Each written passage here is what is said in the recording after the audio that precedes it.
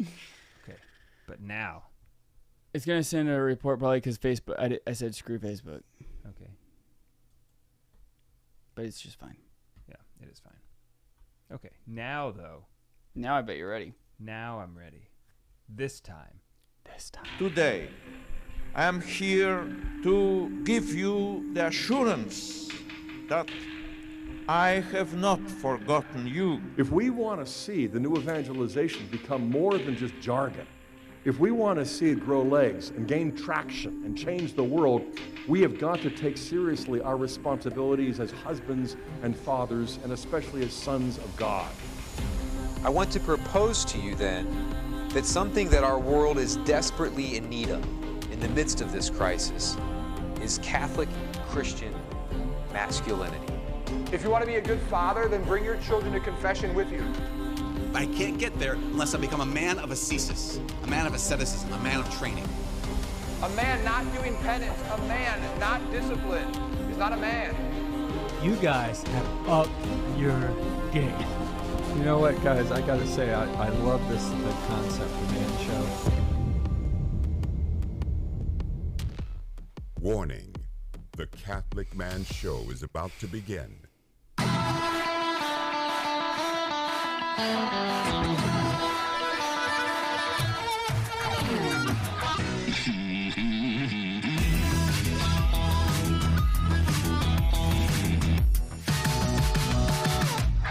Welcome to the Catholic Man Show. We're on the Lord's team, the winning side, so raise your glass. Adam Minahan here, sitting with David Niles.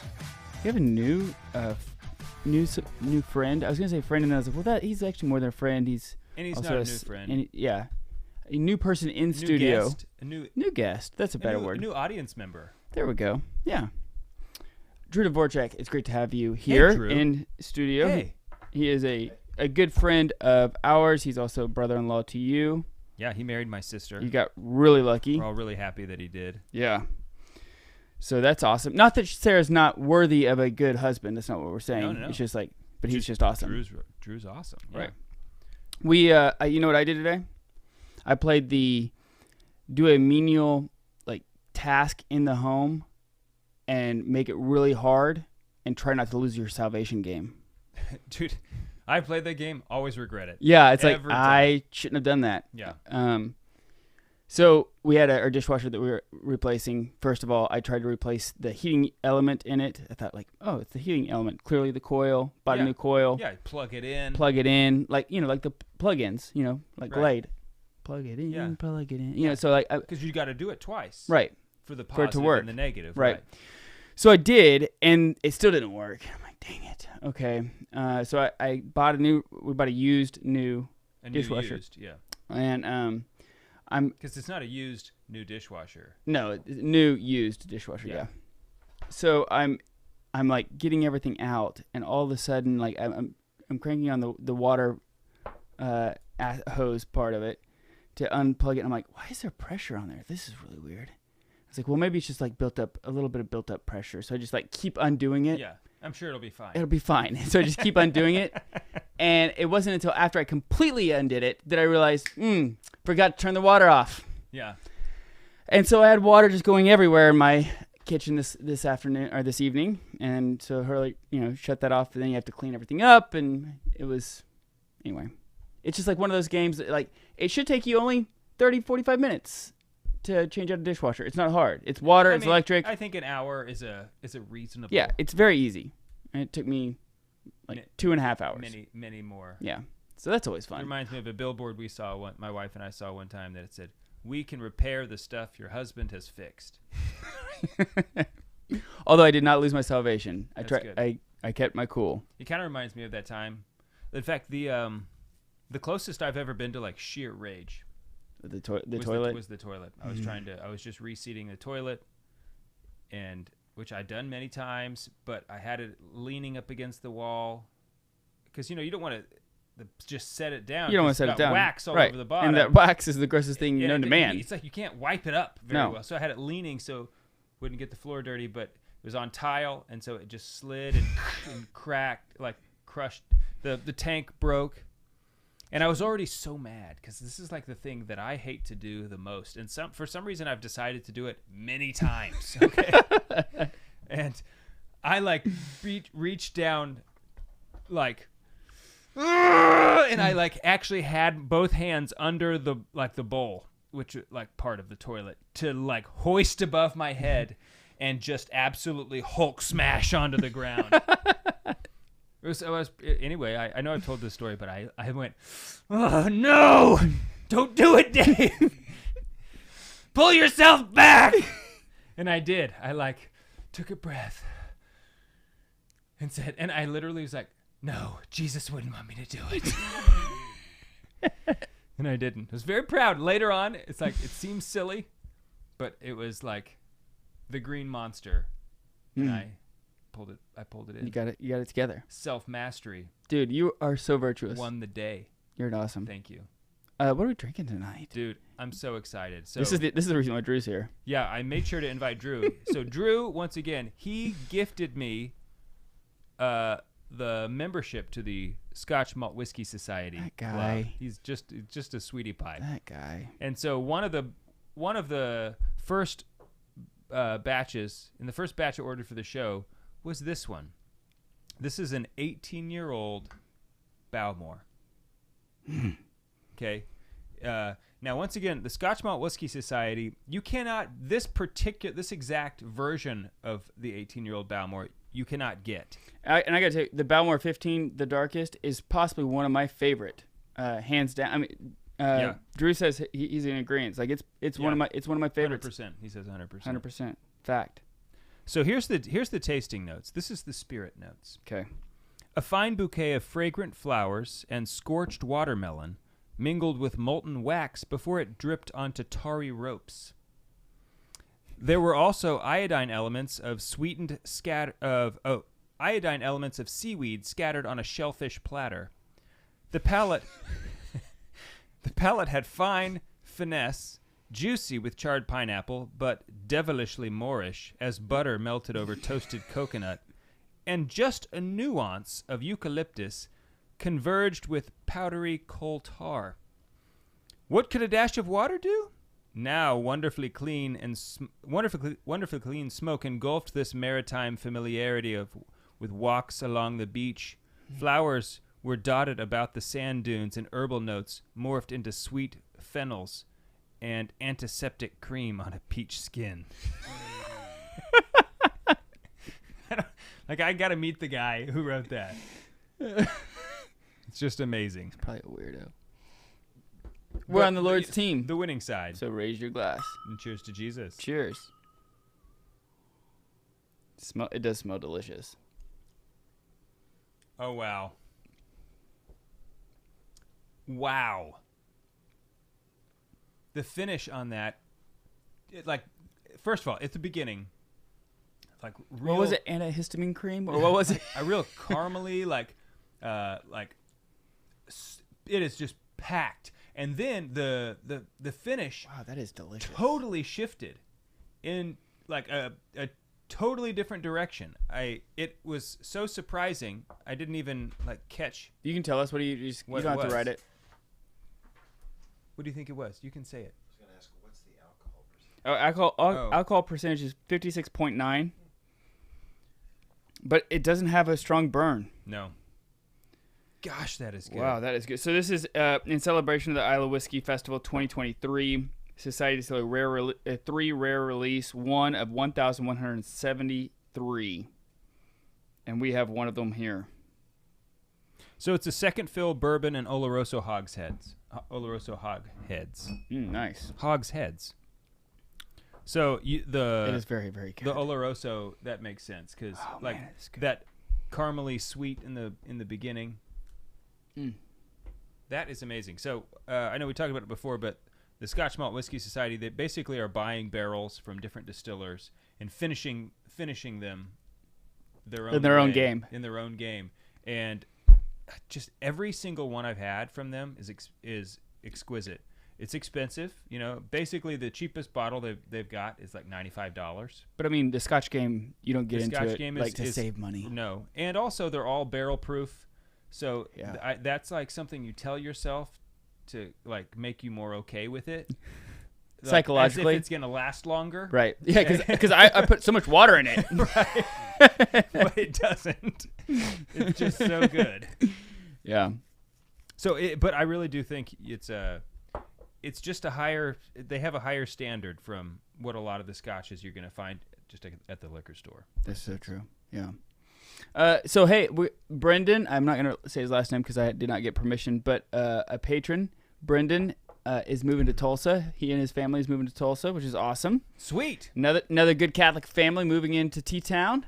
Should be great. This is like becoming a habit or a norm, I guess, of people moving from the coasts into Tulsa. So if you're looking to be like, hey, where do I find good Catholic culture? You know, I just met another family this weekend at St. Benedict's. They're one of the Lawless another one of the Lawless family. Oh, nice. There's a lot some here, but yeah, they just moved here from Aquinas, from Southern California. They went to Aquinas College there. Yeah. They were just wonderful. Nice. Just amazing. And they're here now? Yeah.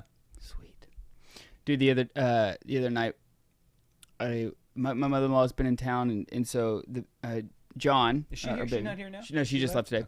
Okay. John was sleeping in our room. And I woke up in the middle. You know, like whenever you wake up in the middle of the night and you have like these, like, is this a dream? Is this not a dream? All the time. Yeah, as a narcoleptic, yeah.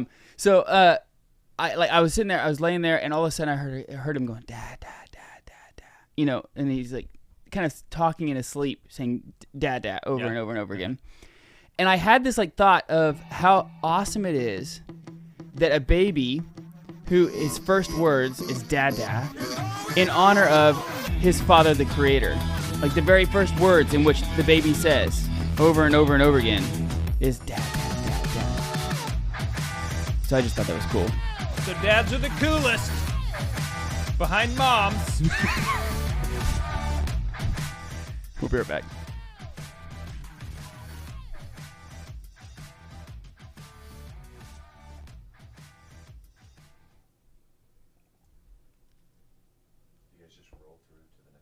Yeah. Yeah, so everything on the live stream. I thought that the information would be like on this. Yeah, that's an old. Yeah, I was like. Davey wrote it up. Yeah, I was like. No. That's why I was like, dude, you don't have to write it down. I wasn't gonna write down anything. I thought, oh, he'll have the information right here, and I thought, no, he won't. No, I don't. We, you know what? We're lucky that we have even a piece of paper tonight. Yeah. I mean, most of the time I do. I would say when it's Dave's turn. This is Dave's subject. So when it's Dave's turn, it's normally either there's not a piece of paper, or the email had been sent as he's walking into my house. From the car. Yeah. I just sent it to you. When? Just now. Right now. Literally right now. I disagree with what you said. I pretty much I do add water usually to mine. Do you? Oh, do you want me to go get? I do. I do want to try it with some water. Okay, I'll ask Haley to bring us Make some water. Make sure it's glacier water. Fetch us some glacier water. Don't say that, please. Woman. Easy, that's my wife. Hey, I mean it like in the respectful way. You know, like when Jesus used it. Oh, okay. Yeah. That's how I mean it. I'm going to give her a little pour of this too. Yeah. Oh, yeah. Man, this is good. Really good. I'm so glad Jim and Juan aren't here. That's my tongue tingling. Yes, because like this would be gone. This would not make it. When we're done recording, there wouldn't be anything left. And Balmore 15 is my favorite bottle, the sherry cask. Yeah, that is so delicious. Oh, man, it's so good. So what do you think? This one, or the 15? I need to drink a little bit more of it. I think after you have to have them side by side. This one is so good. It's so strong though. Like I think water. I think that's what the. I do want to try it with some water. I do agree though. That, like the whole like psychological like I'm gonna add water to it. It's not 50-50 watt. It's not. It's like getting 2 bottles. Right. Yeah. It's not like 1 part whiskey, 1 part water. It's like getting 1.5 maybe. No, it's like 1 1/4. 1 1/4. Yeah. Oh, thank you. But look at how fast she was. There you go, babe. Thank you. Try that. It's amazing. It's an 18-year-old Balmore. It's so good.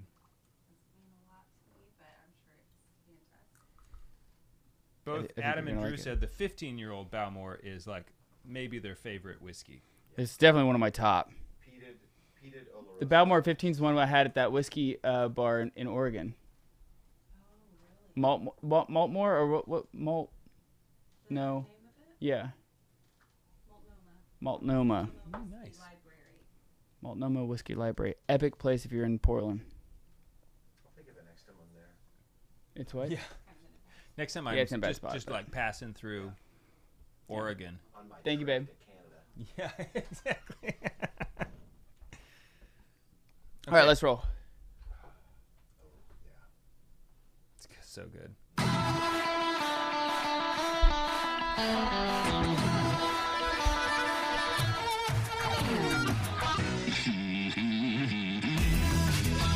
Welcome back to the Catholic Man Show. I'm David Niles here with Adam Minahan. We got Drew Dvorak in the house with us today. Hey, Drew. Thanks for the subscription. So I want to talk about something new I'm doing in my family today. Okay. I've instituted some new rules for our household. Okay, let's talk about it. And that we've been trial ran them this last week. Did and trial run. They officially kicked in on Sunday. And I think it's going to be really good. So, like, you know, in the past, some of the rules I've made is that, okay, when my daughter was confirmed and received First Holy Communion, I now put the obligation of daily prayer upon her. Right. Mm-hmm. So, we have two new rules. Okay. Rule number 1 is that we observe the great silence every day until 8 a.m. So That is something I can get behind. So that means that it's not talking is not forbidden, but only if necessary, and then in a whisper, right? So until 8 o'clock, everyone observes the great silence. It wouldn't be able to happen in my house, but It's kind of exciting, okay? It's like we're whispering. yeah. Okay, so it's a little bit more fun. Right. And At least right now. As long as you can make it fun, as long as it's fun in the beginning, the rule will Solidify. it's got a lot more grabbing power, staying power. For myself, that includes screen time. So I had been like slipping into this bad habit of waking up and then, well, let me see what the weather's going to be. I can't get out of bed if I don't know what the weather's going to be. Oh, dude, like I do that today. right now, and I agree. You It's know a what I bad mean? habit. And then it's like, oh, well, I've got these. Let me just delete some of these emails, because that's how I open emails, is I just delete them. It feels really good. Good way to get you going in the morning. It's just power Just move. be like somebody took the time to write me an email. Delete. Take that, world. But let me just tell you, by like observing just that rule about no screen time, Mm-hmm. I have noticed my prayers less fractured. My prayer time in the morning. I don't think it's a coincidence, because this last week I've been able to So you're saying focus. it's a causation, not a correlation? I think it was a causation, that because you check the weather, which turns into looking at checking emails, which turns into like all of a sudden you've been 15 minutes on your phone, and really you just don't want to get out of bed, which I get, right? Yeah. Nobody wants to get out of bed. But and I hadn't. That's like sort of a recent habit that had started to work its way into my morning routine, which is just not good. Not good. I agree. Something I'm gonna have to. So I've been reflecting. I need to stop the doing great that. silence is no screen time. Now, I will if I need to use my phone, if I need to check the weather after I pray. You'll go will. outside. Well, I mean, like, especially right now in the fall. Okay, it might be cold now, but it also might be 85 degrees today. Yeah. So it's really just about before I pray, but the idea there is to cultivate contemplation. I think it would be awesome to be able to do that. Getting ready for school in the morning for my kids. I don't know if that would. I don't know how. It would be so much harder if you don't homeschool. Yeah.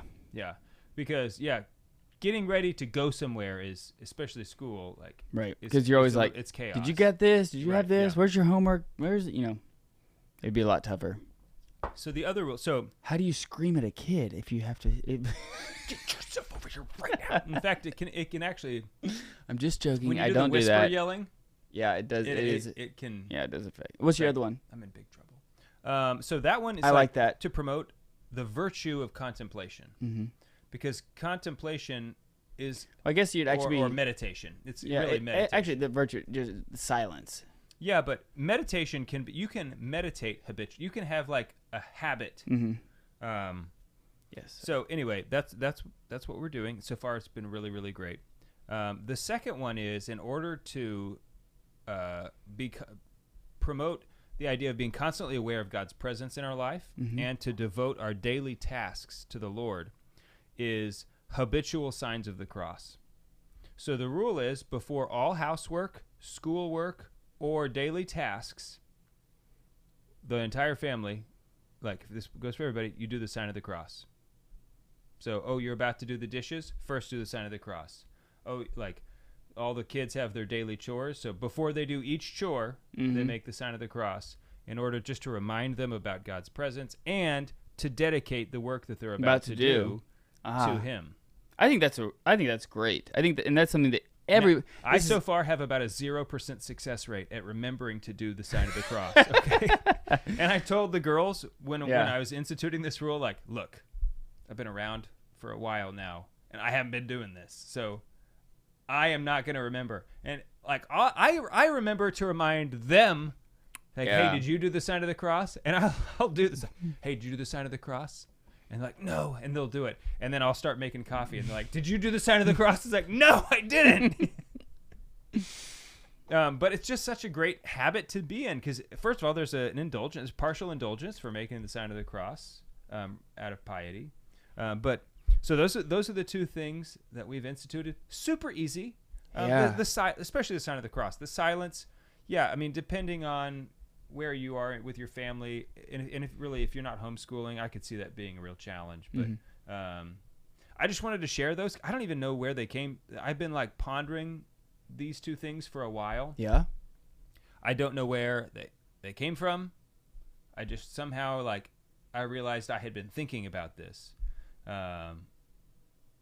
Because I don't want to just institute rules. You want to be patient sometimes and methodical when it comes to rules for your family. I agree. Yes. Because the last thing you want to do is have new rules all the time. Sometimes I'm a little too quick. Never last. I jump the gun a little bit sometimes with rules. So we've only been doing it a week at this point. Exactly a week. But you have a podcast, so you basically are a pro at it now. Yeah. But I can tell in the week so far that I think it's going to be really good. Sweet. Oh, and when we break the silence at 8:00, chug a beer. We Psalm 51 verse 15 is it's also one of the invocations during the Liturgy of the Hours. Lord, open my lips, and my mouth will proclaim. So I say, Lord, open my lips, and the response is, and my mouth will proclaim your praise. Nice. That's how we break. I love the it. Silence every That's day. Great. That was That's Pamela's really good. idea, and as everyone knows, she has all my best ideas. So. Yes, that's great. I love that. Yeah. So that's I would love for, if other people have ideas, we want that are like we this, want to steal them. Please tell us so that we can write a book and make lots of money on your idea, because that sounds good to me.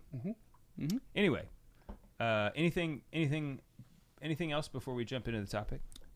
I don't think so. It's my favorite time of the year here coming up. Hunting. I get to use a muzzle loader this weekend for the first time. I've never done it. It's gonna be awesome. Get ready for the smoke. Got to be prepared, because normally when you're shooting a deer, it's shoot, and then you're looking to see which way it goes. Yeah. You can't do that because there's smoke everywhere. Really? Yeah. So you got to be prepared for that. See, I usually close my eyes. That way it's more of how good of a tracker am I? Yeah. I'm not Native American, but I pretend I am. It's just, there's very few things that help me reset. Like hunting? Freezing your tail off in a deer I think it's just just quiet and solitude. Yeah. It's the same with same thing with in January when we have our men's retreat over to Clear Creek. Yeah. And we just basically just pray, eat, and read. And that's for a full weekend. That's all we do. And those have so much more effect on me than, than like going on a retreat with other people or like, I don't know, vacations or like whatever else it is. Yeah. Like these, there's nothing better for me. Vacations, I mean, I think vacations are great. I do too. But, I mean, I love but vacations. they're not retreats. No, and they don't reset. Like no. Anyway. Yeah. So yeah, I'm really excited about that. Yeah, I'm excited too. This is going to be the earliest I've ever been hunting. I've Yeah, never been this early in the season. Yeah, before. and this is like you're going to hit prime time because that Sunday that you're coming with me is the coldest it's going to be this year, this far. Sweet. So rut, get it going. Hopefully get it going. Anyway, okay. So what are we talking about tonight? So I am calling it perfection of the soul is our topic for today. Really, what we're going to be talking about is the first chapter from Abandonment to Divine Providence by Father Pierre de Caussade. So a little bit about Father Pierre. He's a Jesuit, heavily influenced the work of. No, Drew. He's like a Jesuit. Yeah, he was. This is back in like I don't know the 1700s. So he heavily influenced the Caribou. Yes. Yes, Garrigou Lagrange. Garrigou Lagrange, right? And basically, what he did in this book was a synthesis. This is really what it was: is a synthesis between Saint John of the Cross's work and Saint Francis de Sales. So he was heavily influenced specifically by Dark Night of the Soul and Intro to the Devout Life, and it's really he is taking both of these works and putting them together. What do you think it says about a person who is heavily influenced by Dark Night of the Soul? I think it means he has a deep spirituality. Yeah, me too. Yeah, so and like a very mature, and it's a very interesting thing to put together the Lasesian or the Lasesian, Francis de Sales, not Lassallian. No, he's a Lasesian. Whatever the word is, there's a word. I know I'm close. And Carmelite, like Carmelites and was contemplative and like the active and contemplative life merged together. Yeah, so it's such an interesting book, and it's a spiritual classic. So I mean, if you've never read, I've only like perused it. I have not read cover to cover. Yeah. So anyway, we'll be right back. Active versus passive will.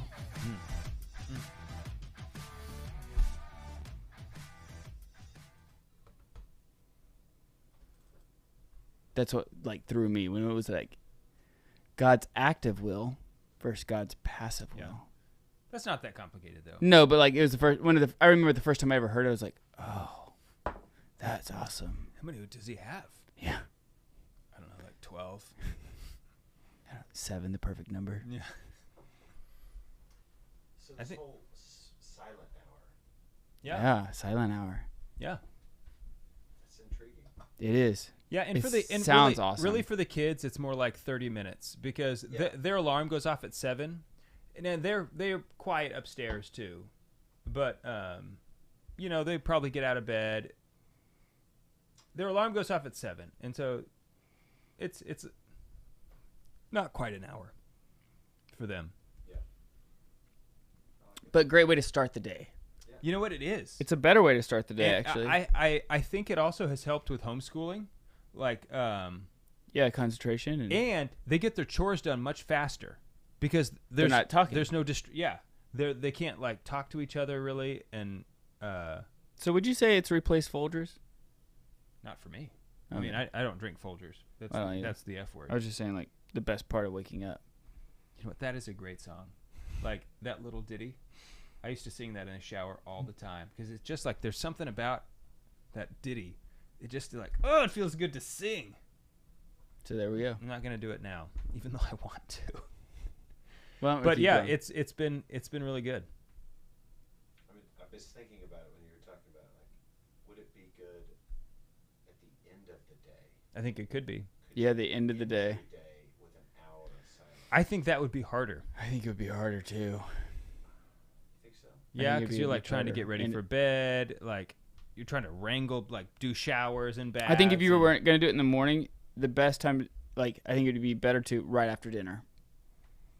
For, like, 20 minutes. Because this is what we used to do. Correct. Like, not an hour, Not an hour, but Yeah. like for like, Yeah, you know, I think that would work. for like 10, 20 minutes, we're all going to have Quiet time. quiet right time after dinner. right after dinner. And, you know, you can go read a book. That you could can work really well. Do your homework, whatever you want to do. But For us though, like since we're all like praying in the morning, I think that like having it there. Yeah. Yeah. It's synergy, spiritual synergy, right there. Circles. Yeah. Overlapping circles. Centrifugal. Wow. It's really deep. All right, let's keep going. Okay.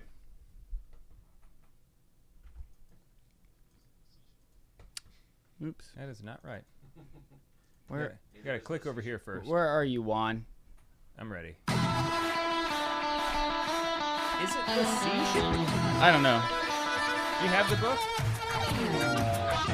I know I have a copy of it at my office.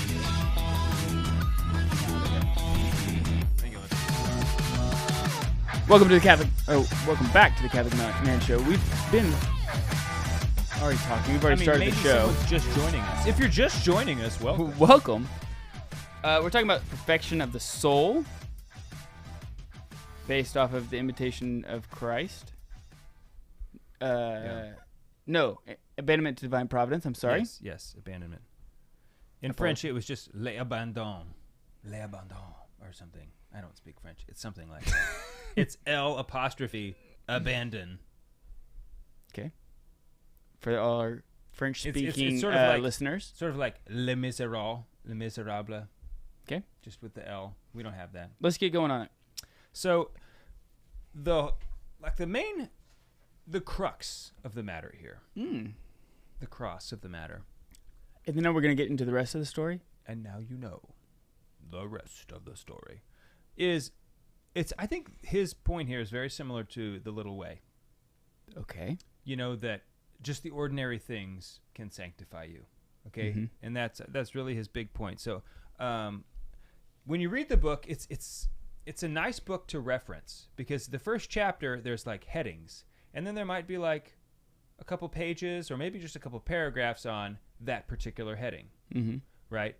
I like reading those kinds of books because it's like, oh, that's not the heading I'm wanting to read, right? So you keep Mm-hmm. and instead of just having to like read through a chapter that's 25 pages long, it's divided up. It's like, clearly this is how men should, this is how men naturally want to write and read, okay? According to headings, organized boxes, right? So we're not going to cover all the headings in the first chapter, and some of them I've put together, I've combined here, but okay. I just want to kind of go one at a time and then discuss.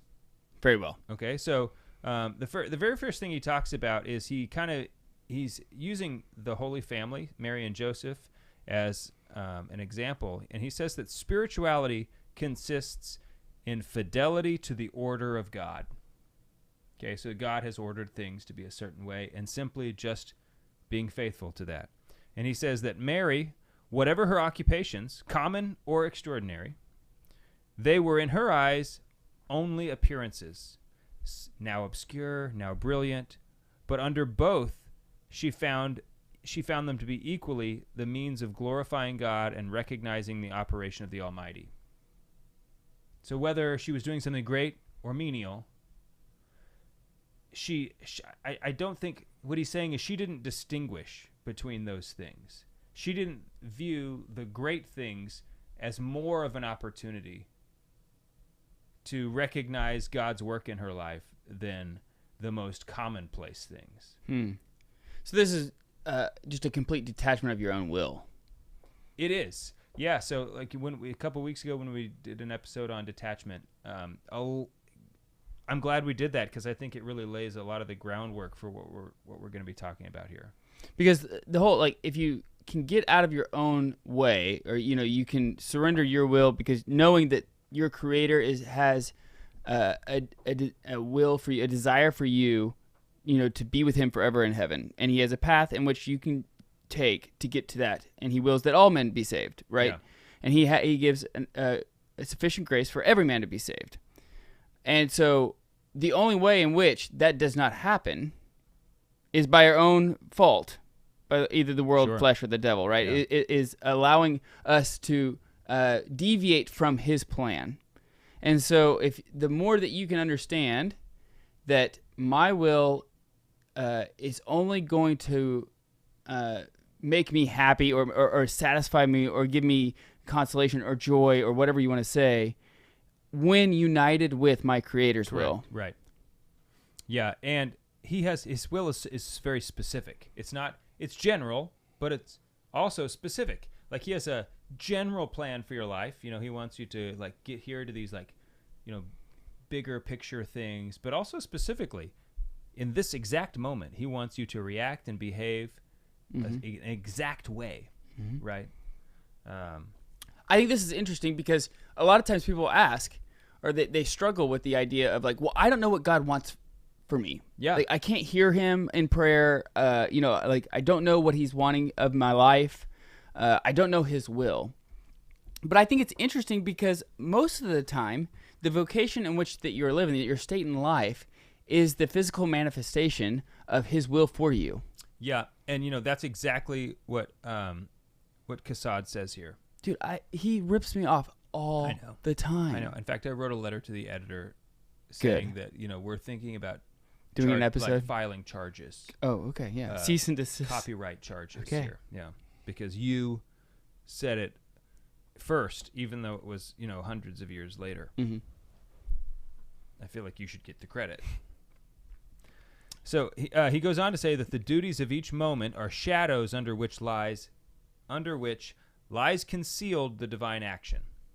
So it's kind of very, very similar, but he uses this phrase divine action a lot, which it's a translation. So he's writing in French, but that just means God's work in your life. Okay, the way in which God is bringing you to holiness, bringing sanctification to your life. He says, in the moral and supernatural order, the duties of each moment conceal under their appearance of obscurity the truth of the divine will alone worthy of our attention. Okay, that last line, that the divine will alone is worthy of our attention. I think that is very profound, okay, that you're doing the dishes. You're mowing the yard. You're changing out your dishwasher. Yeah, changing the dishwasher, for instance. Hypothetically okay, changing speaking. a diaper. And it's not, the important thing isn't necessarily what you're doing, but it's God's will for you in the moment. That is the important thing. And even though that probably doesn't change what you're doing, it changes the reason for doing it, and it changes the importance behind it. Because all of a sudden, if it's God's will, it's God's will. It doesn't matter if you're like saving a baby from being eaten by a bear. Wow. Or changing the baby's diaper. In both situations, the thing that gives it its worth is that it was God's will. Mm-hmm. Yeah, there's a story that was told one time of some guy who saved a school bus from crashing with all the kids in it, and he just did it, right? And then there's another lady who's a mom who out of pure love walked her kids across the street, something like that, some kind of example like that. Is this like a saint telling a story or something? I don't remember. Okay. But they said like which one was more perfect in God's eyes. And the natural inclination is like, well, obviously you saved the school bus with all the kids, right? Yeah, because it's heroic. Because it's heroic. But the story goes like, no, it's the mom who, in charity, walks her kids across the street to school. Because she did it intentionally out of love. Right. And he did it out of virtue, out of habit. You could maybe say, even instinct, a natural virtue. Yeah, some sort of natural virtue that he possesses, an instinct, which is good. Yes. Both were good, but right. One's supernaturally good. Right. So, which is hard to unpack or think about in modern terms. Yeah. And I think this is gonna, like, a lot of people have this where he says that if the work of our sanctification presents us with difficulties, apparently insurmountable, I think a lot of people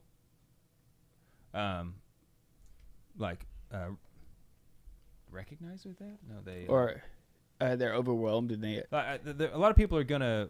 That's gonna sound familiar to resonate. Yes, thank you.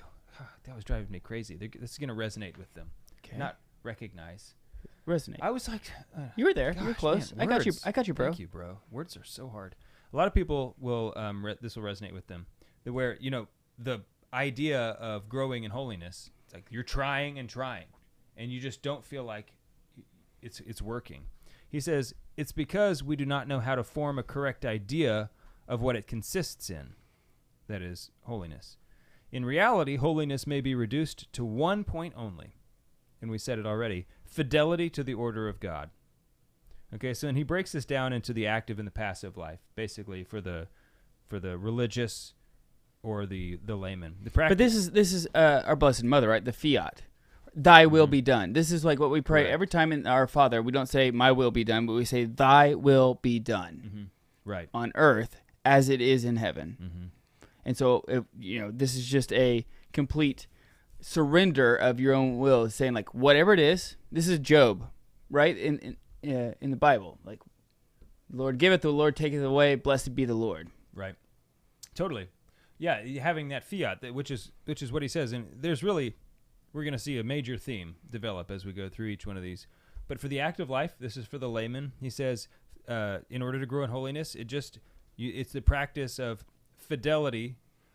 Active fidelity consists in the accomplishment of the duties imposed on us by general laws of God and the church. That's it.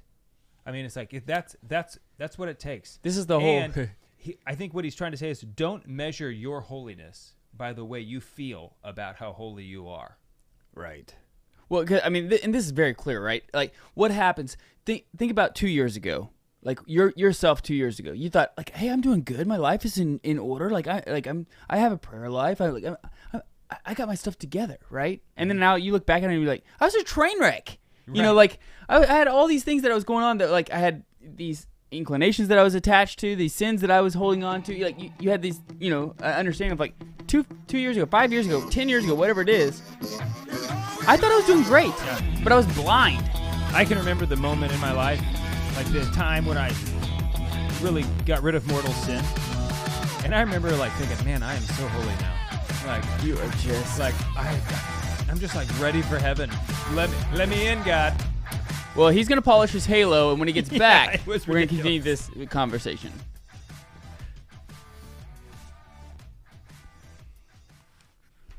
Hey, I just want to say, isn't this whiskey delicious? It really is. It really, really is. Dude, what do you think about Tulsa versus everybody? I saw that. I wanted you to, like, when you said another family moving to Tulsa, I wanted you to, like, yeah, I should have done this. Yeah. I need to get that for Pamela. Tulsa versus everybody. Where'd you get that? At Elgin Park Brewery. That is good.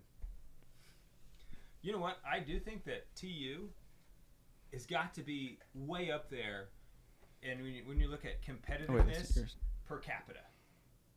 You've said this before, and I don't think it means what you think it means.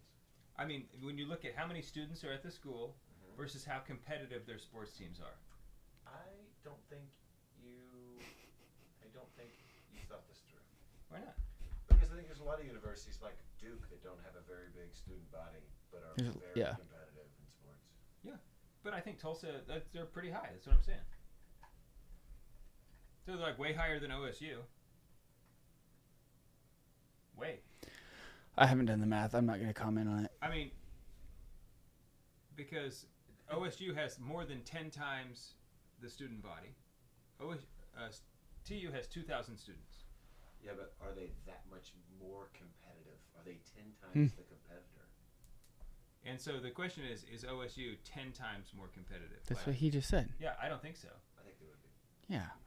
So you think like their football team is 10 times better than TU's? Maybe not their football team, but if you take sports, and a lot of years they are. Wrestling, I mean, TU doesn't even have it. Yeah. Yeah. But they don't have they're competitive. The thing is, some of their TU's great. I'm not. Yeah, we're not. like their honors college is awesome. Yeah, it is now. They're great, and they're competitive. Yeah, but like their sports team, like football and basketball, like from this tiny school, they end up competing like sometimes. There's a lot of like little tiny schools that are really good in basketball. Yeah.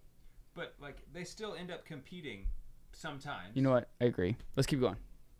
More than once out of every 10 years. I stand by it. I know you do. Dude, there's very little. It is delicious. You're correct. Yeah, thank you.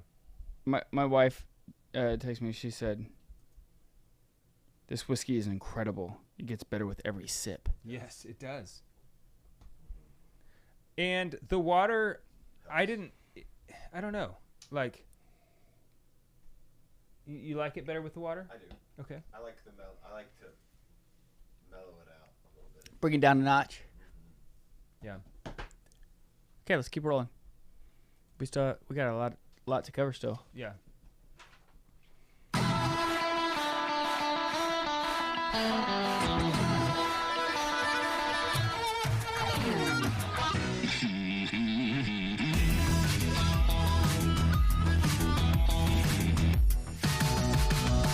Welcome back to the Catholic Man Show. I'm David Niles.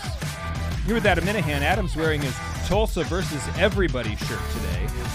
Bring it, everybody. Because we're Tulsa. And all we do is win. No matter what. We're definitely crushing on California right now. I mean, they got nothing on us. Except for, like, taxes, trash, and like, traffic. You're right. You win on those things, California. You've got way more of them. Especially taxes. Stupid. Anyway, we're talking about perfection of the soul today. We're not getting on any Catholic radio stations in California anytime soon. I'm pretty sure that the Catholic radio stations in California would agree that the things I just named are also terrible. Especially there. All right, let's keep going. Okay, so one of the things he gets into, which I think is a little bit controversial, okay, which has got a little bit of an edge to it. I like it. Is he says that the next two sections here. The first one is perfection does not consist in the knowledge of God's order, but in the submission to it. Mm-hmm. Okay, so that might seem confusing at first, but sometimes you don't realize. There have been moments, I think, when you look backwards in your life, it's like, oh gosh, that's what God was doing. And you see how you resisted what was God's plan in your life. Mm-hmm. And like you knew, and you look back, it's like, man, I knew that God wanted me to like go this certain path, and I was just really fighting it. And I shouldn't have been doing it. Like, I should have just given in, because the whole time I knew. Mm-hmm. And so, like, we don't have to know what God's order is every time. There are certain parts of his order that do require a knowledge of, right? So that we can obey, like vocations, morality, right? So we need to understand those orders, but not always. So he says perfection is nothing else than the faithful cooperation of the soul with the work of God. The order of God, accepted with simplicity by a faithful soul, affects this divine purpose in her without her knowledge, just as a drug obediently taken by an invalid affects his recovery without it being necessary for him to know the science of medicine. I think that's a good analogy. He also uses the analogy of a fire will warm you whether you know how a fire works or not. So I agree. Here's this next one, though, Adam. I want to get your take on. I knew this is the one you were going to be pressing me on. Yeah. So reading and other exercises of piety, he means like holy reading, only sanctify us insofar as they are channels of the action of God. The reading of a book arbitrarily chosen independently of God's order is harmful to us. Yeah, I'm not sure what he means by that. So what he means is if you're reading either out of a sense of curiosity or because you want to be an intellectual, like, oh, I see other people who are so smart and they've read these books, and I want to read those books so I can look smart too. Okay. That's actually harmful to us. Sure, because there's a sense of pride. Yeah. But the action itself is not the harmful thing. Correct. It's the thing in which that it's the manner in which you're doing it, your intention behind it. are you reading this book so that way everybody can see it and you're flaunting it around at the coffee shop to show like that I'm reading about divine simplicity? Or are you truly desiring to know more about God so you can love him more and serve him better by reading about divine simplicity? Yes, I think you were right. I think, though, he's even saying further that... I don't know what he means by arbitrarily chosen. You know, like just... Oh, I don't feel like I'm being... You know, either like, I'm just randomly picking a book or... Because sometimes I do that. Like, and it's like because out of curiosity, like, and when I say curiosity, not the vice of curiosity, but it's like I desire to know more about this topic, and so I go. But that's not arbitrary. So you have and your library is curated, right? Where you've intentionally selected books. I'm not like obviously. It's like I'm not like. What do you think? I eat unsalted bacon. Okay, right. It's obviously cured. Right. Just like my library. Right. So but I think what he's saying is that for the person who is, you could be reading a good book.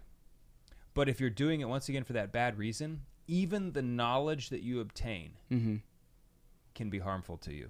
And I think that's a little bit of a controversial statement. Sure. But I think I see where he's going in that, like, oh, because you did it with pride, now you possess this knowledge pridefully. Right. Okay, and you're going to seek, because of that, you're going to seek to use it in a bad way. I'm looking for the next conversation so I can show how much I know.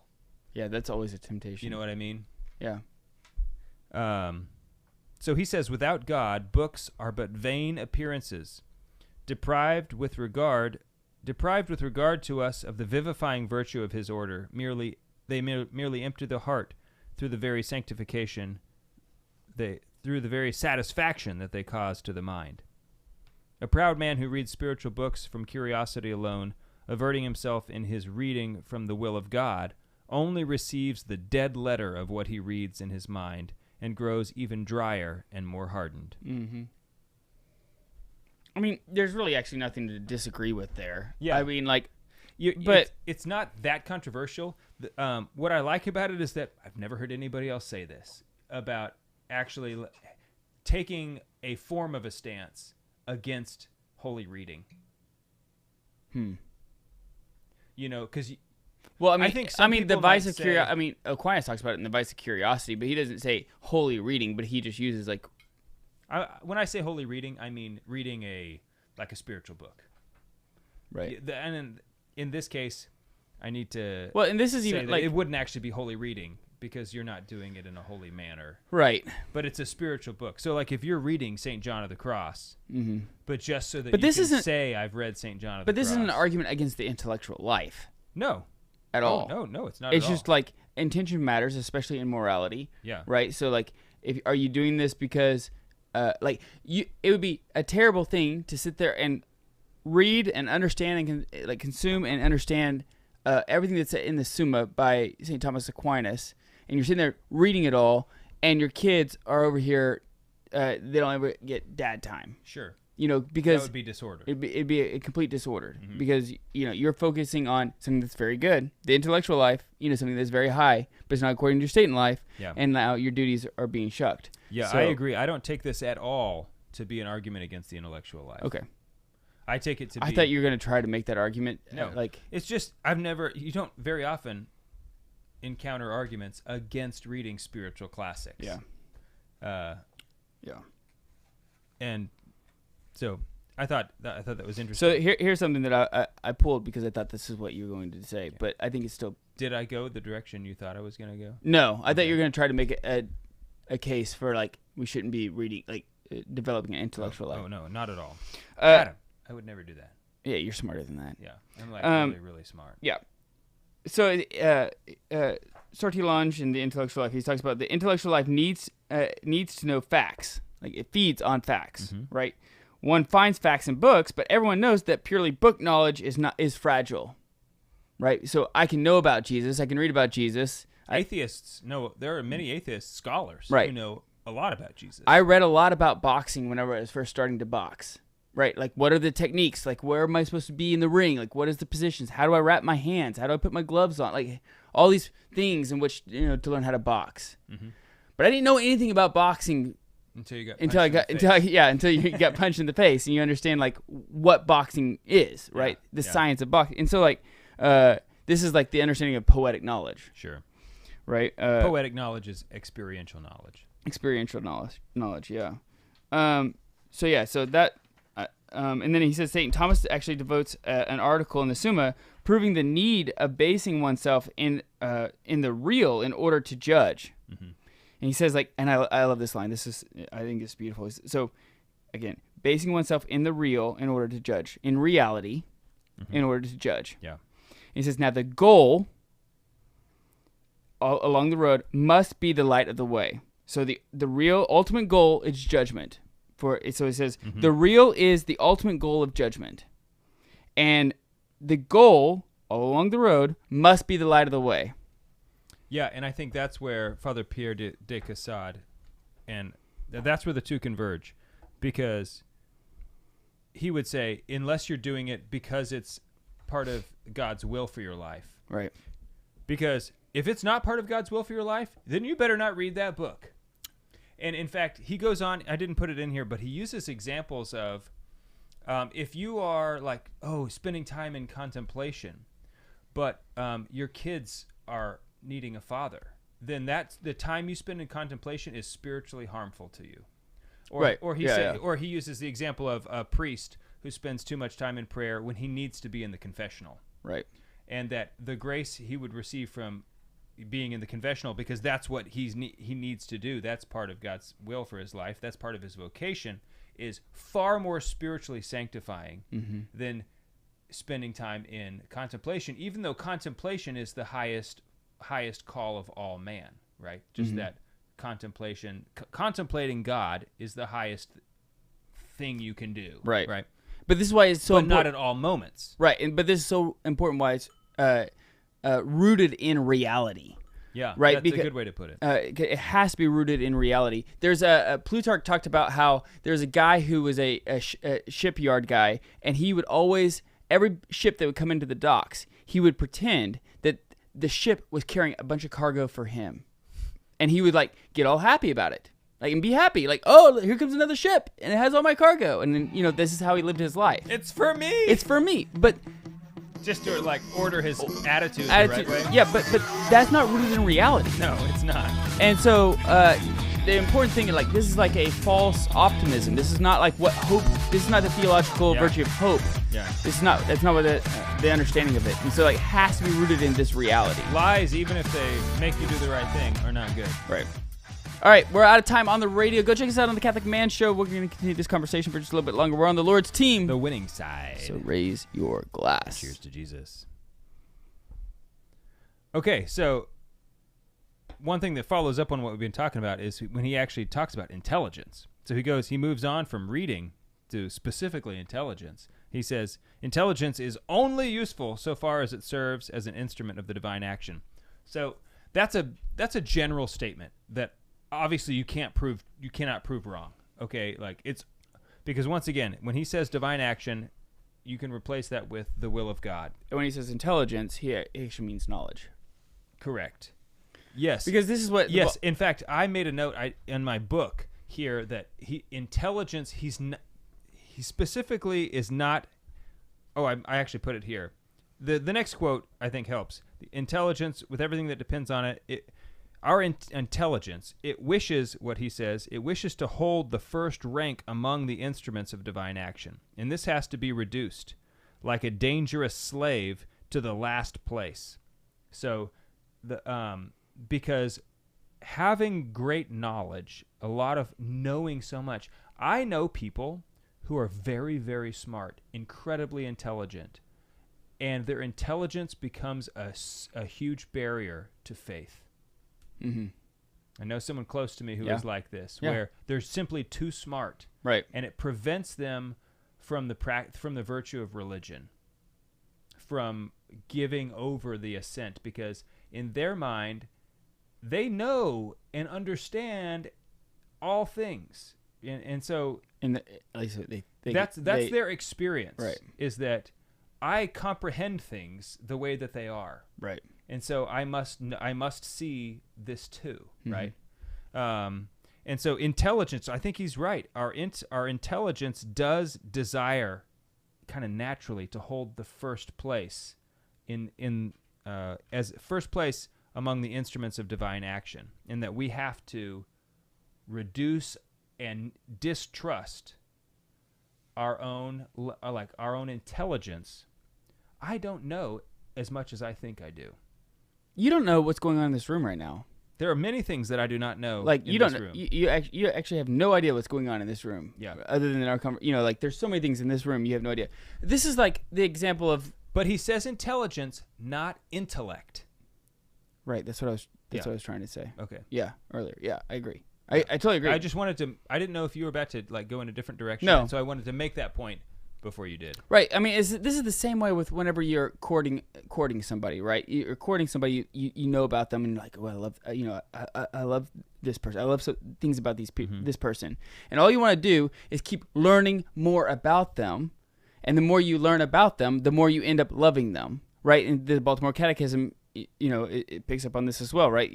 What are we made for? To know, love, and serve God. Well, the order of this is very important. Because the more that you know about somebody, the more you can love them. You can love them, for their defects, for their faults, and for their strengths.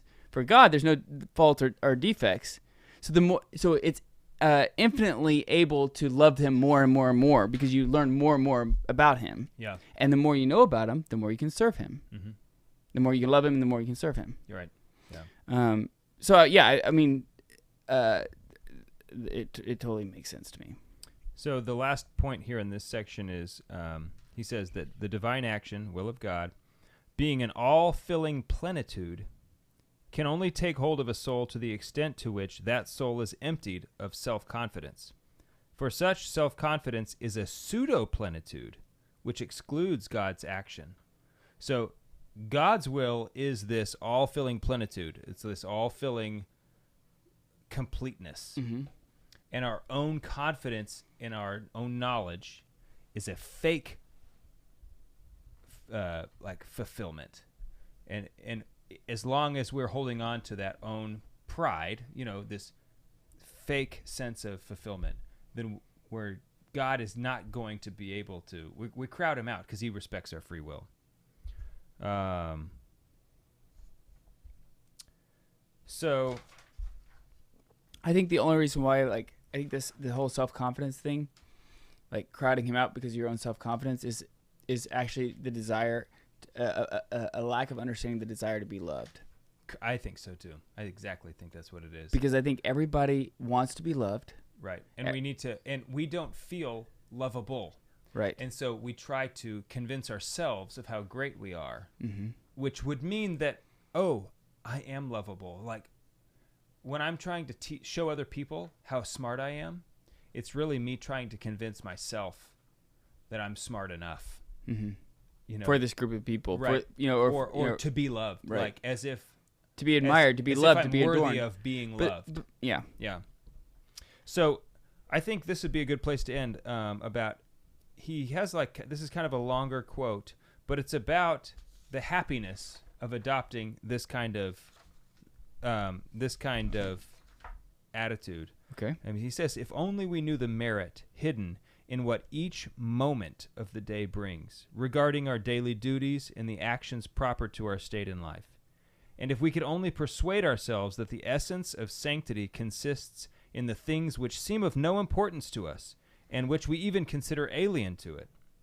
If we only understood that in order to rise to the highest degree of perfection, which by divine providence is furnished to us at every instant by our state of life, open to us a far surer and shorter road than extraordinary states and actions, and that the true philosopher's stone is submission to the designs of God, which transmutes into a divine gold all our occupations, worries, and sufferings, how happy we would be.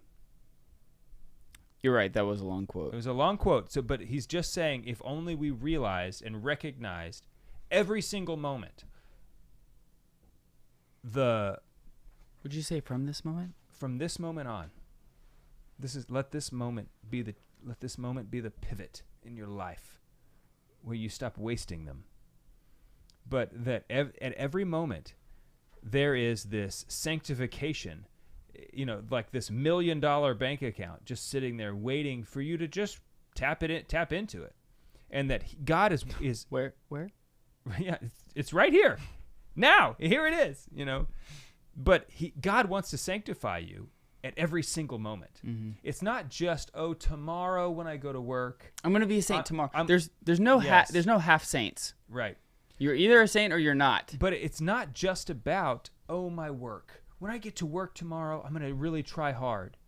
Well, what about right now? Mm-hmm. Okay, it's not just about the harder things or the vocational things, because your vocation is everything. And I do want to say, because a lot of this is about interpreting God's will.